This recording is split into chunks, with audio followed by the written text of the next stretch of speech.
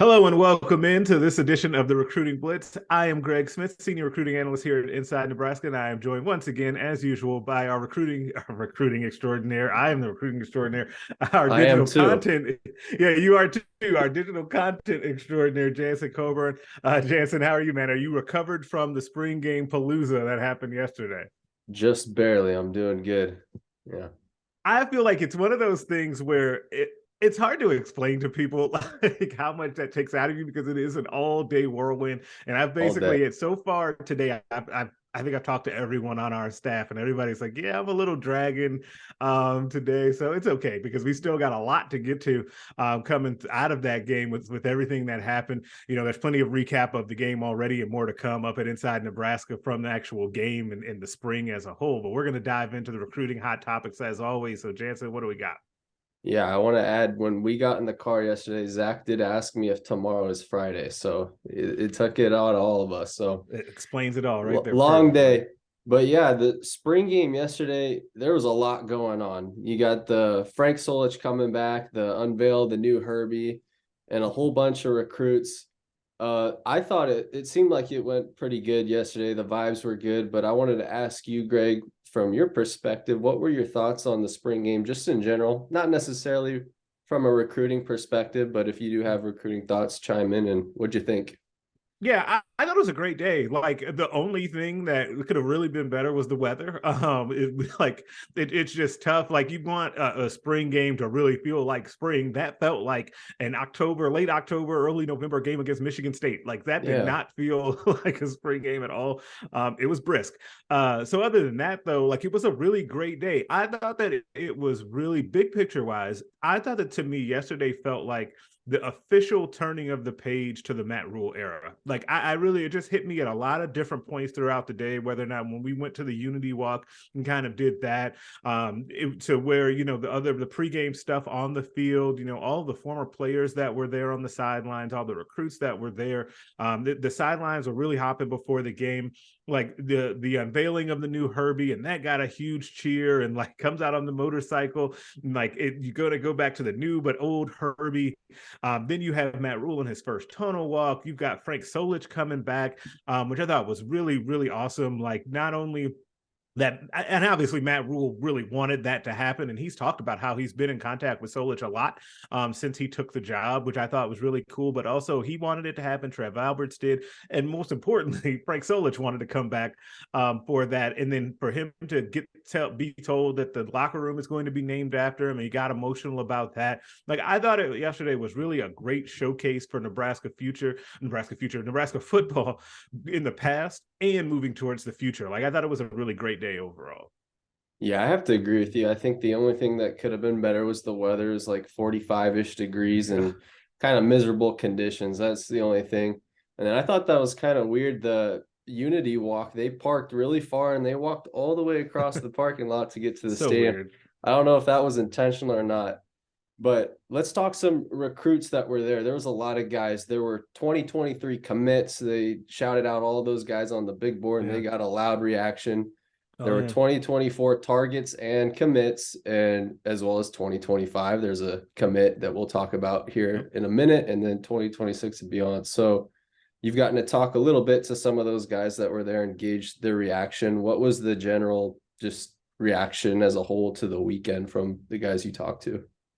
Yeah, I think one thing that we're like that happens that we all have to get used to with this staff is that these weekends are always going to go very well because they do a great job with this stuff. And this actually started, I think, before the spring game. And then it's something that kind of happened with the current team, but it bleeds into the recruits. So they did like a Husker event where they had the moms of current players come in and like they put on pads and they went through some drills, they tackled their sons, and then the coaches put up scores like it was a dunk contest. And like it was a great event that they put on Friday. And that to me kind of it tells the story of how this staff recruits. It's a personal touch. that they want like the families to be very involved, and that kind of continued into the weekend. Like they had a nice like reception that was kind of catered by a local company here, Muchachos. Most people, or a lot of people watching this videos, are familiar with Nick over at Muchachos. Great food, shout out to him. But he catered their like pre spring game event, and then they also, the recruits then obviously watched the game and were having a ton of fun on the sidelines before the game. Guys like Carter Nelson, Brandon Baker, guys like that were getting a lot of love pregame, also mixing it in and mingling in with the signees from the 2023 class, like guys like Jeremiah Smith or Ishmael Smith Flores and Jeremiah Charles were doing a great job of like walking around and introducing themselves to all the commits. Malachi Coleman was down there and talking to a lot of those guys that are prospective student athletes for Nebraska. So that was a really good thing. Then after the game, a lot of them apparently stuck around to also hang out around the facility and be like just kind of spend time with the coaches and the other commits and recruits. They watched the big fight together last night. And so that's good. They really had like kind of a whole weekend thing kind of planned out for all of them. But the reaction so far has been very, very positive about what Nebraska's coaching staff did and how they kind of behaved, and the staff, the recruiting staff as well, personnel, and what they saw from the spring game when it comes to that atmosphere, which just can't be replicated at other schools. Just from getting to talk to those guys, or maybe you watching them candidly and observing their reactions, which guys did it seem like enjoyed their visit the most? Man, Carter Nelson was getting a lot of love yesterday. Like it's really interesting too, because you get to we see him in photos, or you see him kind of in his highlights, and he's playing 8-man, so he's bigger than everybody else out there. But then when you see him with other big time recruits, he's still as big as anyone out there, and like he just totally looks the part. I'm still convinced that he is underrated as a prospect, that if he lived in Texas, I think he'd be a 5-star. And so but he was getting a lot of love from everybody yesterday. Brandon Baker looked like he was having a really good time as well. Big 4-star offensive lineman from California. Caleb Pyfrom, who we've talked about a bunch on this podcast, him and Brandon Baker were hanging out together. I like to see that. I've got a photo up in our photo gallery on Inside Nebraska of them kind of walking off the field together. And like I really wanted to say, like, that really would be the dream scenario for Nebraska's offensive tackle situation for this 2024 class. But yeah, there were a lot of guys that were getting a lot of love, and it was kind of a group effort, and nice to see them do that. Yeah, before the spring game even happened, we put together a list of some of the guys that were going to come out, and it was a pretty good list just as far as 2023s, 4s, 5s, 6s, and probably even beyond. Were there any guys that were surprise visitors at the game this weekend? So there's one big one that we're down there on the sidelines, and as we've been saying, like, I'm taking photos, you're just kind of mingling with folks, and I look up and I see this massive kid, and I'm just like, man, that looks like somebody, like I can't place him. And so I snap some good photos of him, I put it in the gallery, and I'm like, I'll come back to it to identify him. Well, it turns out that was 4-star defensive end / outside linebacker Brian Robinson, who he's from Youngstown, Ohio, and he's got like 38 scholarship offers, right? And he definitely looks the part. Like that photo, I tweeted out the photo after the spring game, and it blew up because just from like people seeing his neck, we're like, that kid looks like he belongs in the Big Ten and he's going to play big time college football. And so that was definitely that was the biggest one that I noticed. And hopefully I'll get a chance to kind of talk to him either like later today or on Monday. We record this on Sundays because I'm really interested to see his reaction, because Nebraska, he's exactly the type of defensive lineman that all teams want with that amount of scholarship offers, but he'd be perfect on Nebraska's defensive line based on some of the things that you saw in that spring game with how they were moving guys around. But Brian Robinson, definitely a guy that I have my eye on, that was a surprise this weekend. Yeah, the weekend's not even over, and they already got commitments out of it, or a commitment and then another commitment earlier in the week. For the class of 2024, Willis McGahee pulled the trigger right before the Unity Walk, right before we were getting ready to go down there. What are your thoughts on the Willis McGahee commitment? And you did get to talk to him, so do share what you heard. Yeah, it's a huge commitment for Nebraska. I said this to you when it happened and we were kind of getting ready to go down and had to pause everything. Because and the first thing is he's a big name, and he's a kid that people know, especially down in South Florida, and he's somebody that can help peer recruit. He's going to be a great peer recruiter for Nebraska. He already began that. He told me that he was doing that kind of when they were hanging out at the facility watching the fight after the spring game. And he plays a position of need for Nebraska. So two positions that have been talked about a lot because they're new in this 3-3-5 defense that has been brought to Nebraska by Tony White, and that is the rover, Steve Mark's favorite position, and the jack position, probably my favorite position on the defense. And the jack, as Robert Dvorak has explained, I asked him about that last week when he talked to us. He said that it's a very fun position for kids to play. It's a hybrid linebacker / defensive end that can sometimes put his hand in the dirt, sometimes stand at the line of scrimmage, sometimes drop back kind of in that second level area. It's a very versatile role. Willis McGahee is perfect for that role. Not only has Willis told me that, and he loves the idea of playing that spot. I've had multiple staff members tell me that privately as well. And they really love the pickup of him. I think he's a versatile player that is really, like I said, a big time position of need. And a couple of the things to highlight, you can read the full story on Inside Nebraska, but a couple of things to highlight quickly about kind of what he said, because there were some things that really perked up my ears about what he said about why he committed to Nebraska. He talked about the physicality because he took 2 spring visits. He took a visit a couple weeks ago for a practice, and then he was here yesterday for the spring game. He said that the physicality that Matt Rhule had the team play with during spring was something that he didn't see at other places. He was like, some other spring games are boring because they're basically glorified 7-on-7. He said that he really likes seeing hitting out there, and he knows that the team will be physical because of that. He also talked a lot about the jack position and how he thinks it's perfect for that. I mentioned that, but he also talked about that position coach, Rob Dvorak, and how they really get along great. Coach calls him almost every day, and he can't wait for Coach Dvorak to, he said he calls him Coach Rob, Coach Dvorak, to make him into the best jack in the country. Like, he's really looking forward to being in Lincoln. Again, it's a great pickup for Nebraska. Yeah, it's really good stuff. Another commitment came on, I believe, Thursday night from in-state player Caden VerMaas. He's class of 2025. What did you think about his commitment?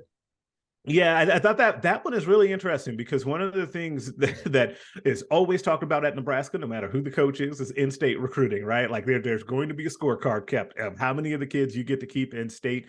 And so to get your first 2025 commitment from Matt Rhule is a good thing. Obviously, it's a great thing to get it from an in-state player that I think he's kind of an off the radar player. Like, you talk about Tyson Terry and Christian Jones, who are also in that 2025 class. Those guys have been talked about way more than Caden has. And so when he committed, people were like, well, that's kind of a surprise. But you got to also realize, we've talked about this before on this podcast. Every time we go down to the stadium for those open practices, what do we see? Recruits everywhere. And we saw Caden VerMaas, I think twice at 2 different practices down there. He's obviously, and I think he came to one more as well, and another event that they had. So he had been there plenty of times with this new staff, and he really got a great vibe from them. They like him as kind of the middle guy in that defense, from that 5 in the back, that rover position, Steve's position. Shout out to him again. And it was the same position that Iowa State offered him at. Iowa State also offered him, and they played the 3-3-5. So teams really like him as to be able to grow into that rover position. He's a really athletic kid. I still think he's got growing to do. He's going to continue to put on good weight as well. I think by the time we get to his class, people will really like that pickup of Caden VerMaas. It just kind of went way under the radar because of the timing of when it happened this week. Yeah, you mentioned he's under the radar. He didn't even have a star ranking prior to his commitment, and then after, he got listed as a 5.73 star. Like, okay. I predicted that correctly. Not gonna good job go on about that, but yeah, I watched him. He's a high motor kid. He reminded me personally of Garrett Nelson a little bit. He enjoys the weight room, flies around. Good. He's getting into MMA. Like he's going to start doing that in his off seasons to train like that. That spells like Nebraska tough kid like that. He's got that mental toughness Matt Rhule talks about. Mm-hmm. So, all right, we have made it to the end of spring ball in one piece, Greg. After all those 15 practices, what's ahead for the Nebraska football team? Just both recruiting and outlook for the team. What are they up to now? Yeah, I'll start with the team. So right. Well, maybe right now they're starting to have those exit meetings with Matt Rhule. Matt Rhule mentioned during his post-game press conference yesterday that, he's going to meet with everyone, and everyone will know kind of where they stand and what the plan is for them moving forward. He did not say this. I will add this, if they're in the plans moving forward, because one of the things that we know is that Nebraska has to get, a dozen or so scholarships cut by the time we get to the season. I think that's going to start here very soon. And so that's kind of the unfortunate other side of what's about to happen for Nebraska football after all of the good vibes and juju that have happened and occurred this spring, right? And so that's going to happen next for the football team. Then there'll be a little bit of a break, and then they'll get back to it for like summer conditioning. And then we'll kind of see also whether or not Nebraska can find a wiggle room to have another scholarship to if there's somebody that they want to pursue in the transfer portal. We talked a lot about having to, shed some scholarships.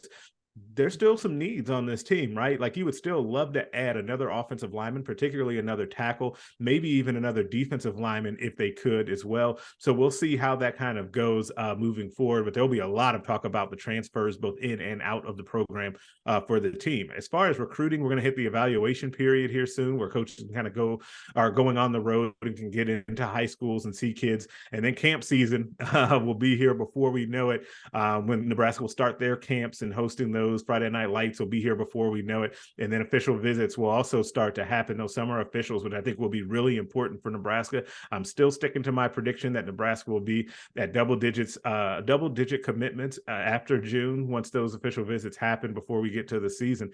It's going to be a busy time. We'll have a little bit of a lull when it comes to maybe recruiting stuff, just like big events, even though I think that you're still going to have news, obviously, because we're getting reaction and maybe you have another commit or two that pops. But the team really right now is the focus when it comes to those transfers. I got one final kind of two-part question for you, Greg. This just came to mind as you were talking about them clearing room for transfers and all that. Obviously, you watch the spring game and you take it with a grain of salt. And this one's a little different because Matt Rhule didn't want to make it a show, he said, and they put ones versus ones and there was live tackling and the quarterbacks could run. And so we got to see maybe a little more than you would normally see out of a regular Nebraska spring game. But like I said, they're not going to show all their cards in a spring game, but just getting to watch that game, you touched on it saying maybe the offensive and defensive line could be positions, but so two parts here.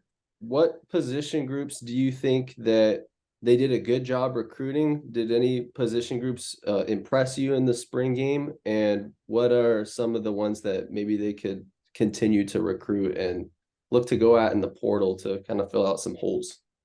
Yeah, it's interesting is that the answer to part of that is actually the same. I think that they did a good job recruiting defensive line because you saw Cam Lenhart and Prince Will kind of make an impact. You saw Matt Noonan out there playing as well. And he wasn't a recruit, but this is where the development part comes in, is you saw AJ Rollins flash a little bit as well on that defensive line. So I think that they did a good job of recruiting and then identifying and developing with that defensive line, which I think we should not overlook that at all. That is a huge deal for the future of the program if that's the way that this is going to go, where Terrence Knighton is going to be able to develop guys and get them ready to be on the field. Because if that happens, then that changes the trajectory of what's about to happen with Nebraska football, in my opinion. Like, it's not hyperbole. Like, I think that it would be a huge deal if Nebraska gets good quickly along the defensive line. But what you saw was kind of with freshmen being out there, some mixed match guys, like you still maybe want to see maybe one more body in there on that defensive line. You'll get Ty Robinson back, so that'll help.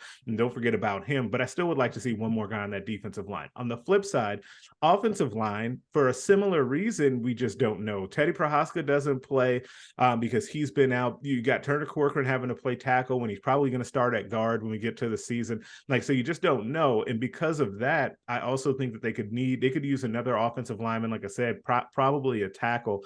I also wouldn't be shocked, like if there was another MJ Sherman type that came available that they could get another fast linebacker at that second level. I think that they would explore that as well, because you're always looking for speed and athleticism in that second level if you're going to play this 3-3-5. All right, Greg, that's all the questions I got for you. Yeah, another good one, man. There's a lot happening, like we said. So make sure you like this video, subscribe to the YouTube channel so that you can get these videos directly in the feed. Also, keep it locked over at Inside Nebraska, nebraska.rivals.com, to make sure that you can check out all of our written content, full spring game coverage. We'll also have another podcast or more podcasts reflecting on spring as well. There's plenty going on with the site and with Nebraska football as we transition into kind of the next phase of the Matt Rhule era after we've gotten through part one and those 15 practices, and we'll catch you guys next time.